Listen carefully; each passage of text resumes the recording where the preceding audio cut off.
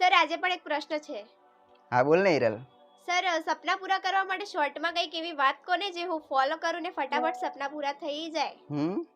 સપના પૂરા કરવા છે ને એ બી શોર્ટમાં.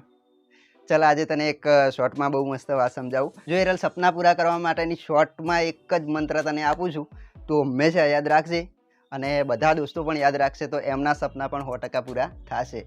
કારણ કે મેં ખુદ આ વસ્તુ ઇમ્પ્લિમેન્ટ કરેલી છે અને ઘણા બધા મોટા મોટા જે લોકો છે એમને પણ આ વસ્તુ ઇમ્પ્લિમેન્ટ કરેલી છે. હા તો કોને જલ્દી.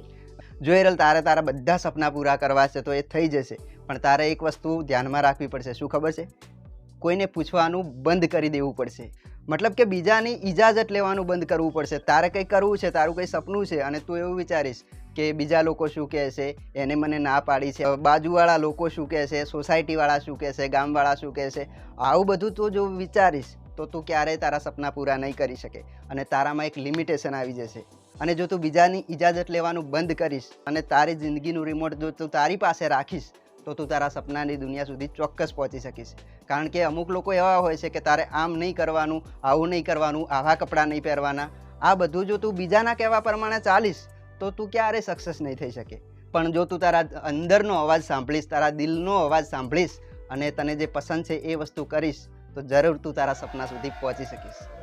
હા ઓકે સર, હવે આજથી બીજાનું હોબળવાનું બંધ. હા, અને એટલું બધું પણ નહીં. ધારો કે તારા મમ્મી પપ્પા તારા ભલા માટે કંઈક કહેતા હોય તો એમની વાત માનવી જરૂરી છે. જે આપણા મેન્ટોર અને આપણા મમ્મી પપ્પા છે એ આપણા માટે સારું વિચારતા હોય એટલે એમની વાતો ફોલો કરવી જરૂરી છે. રેડી? પણ બાકી ફાલતુના લોકોનું હોબળવાનું બંધ. તો અમારા આવા બીજા વિડીયો જોવા માટે અમારા પેજને ફોલો કરો. Thank you. Thank you.